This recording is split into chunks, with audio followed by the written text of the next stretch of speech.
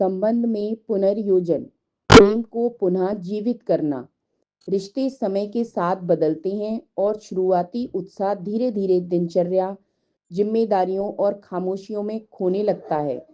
जहां पहले प्रेम की ऊष्मा थी, अब कभी कभी केवल सहनशीलता, औपचारिकता या भावनात्मक खालीपन बचता है। इसका मतलब यह नहीं कि प्रेम मर गया है। संभावनाएं अब भी जीवित रहती हैं।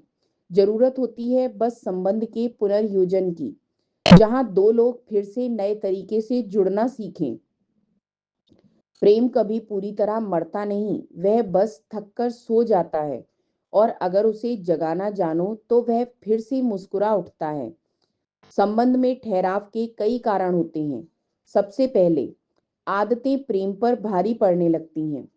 जब मन में यह सोच बन जाती है कि वह तो अब समझ ही जाती है, या अब क्या नया बोलना या करना है, तो यह मानसिकता रिश्ते को निष्क्रिय बना देती है। दूसरी वजह संवाद और स्पर्श की कमी है। रोजमर्रा की जिम्मेदारियों में संवेदनाओं का स्थान घटने लगता है और शारीरिक व भावनात्मक दूरी बढ़ने लगती है। तीसरी वजह अधूरी अपेक्षाएं और अनकहे दर्द हैं। जब स्त्री या पुरुष अपनी बात बार बार कहते हैं और अनसुनी रह जाती हैं, तो वह मन ही मन दूरी बना लेते हैं।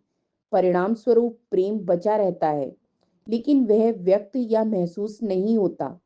पुनर्योजन का मतलब है पुराने पैटर्न को तोड़कर नए तरीके से साथ बनाना, जिज्ञासा, संवेदना और उत्साह फिर से पैदा करना, जैसे दो अजनबी फिर से एक दूसरे को जानना चाहें। इसके साथ अतीत से सीख लेकर वर्तमान को सजाना भी जरूरी है।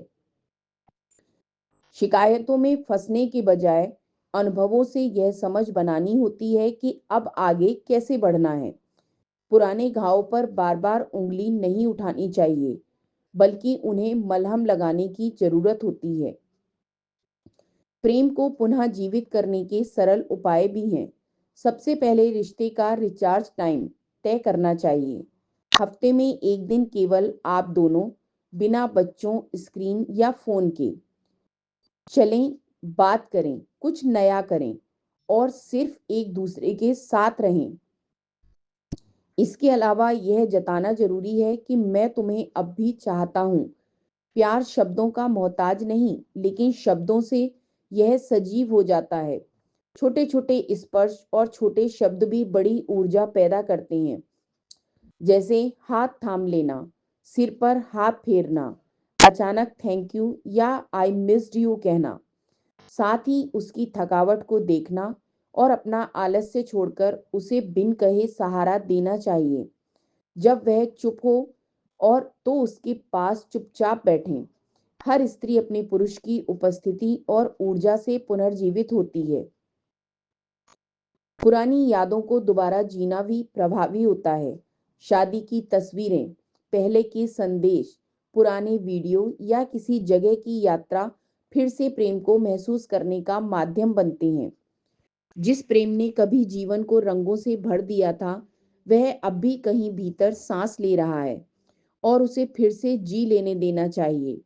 संबंध की सांस तब टूटती है जब दोनों सोचते हैं कि अब कुछ नहीं हो सकता, लेकिन सच यह है कि दो सच्चे प्रयास, दो नरम हाथ और दो सुनने वाले कान किसी भी कमजोर या धीमे रिश्ते को जीवित कर सकते हैं। प्रेम को निभाने से ज्यादा उसे दोबारा जगाने की कला सीख लेना चाहिए।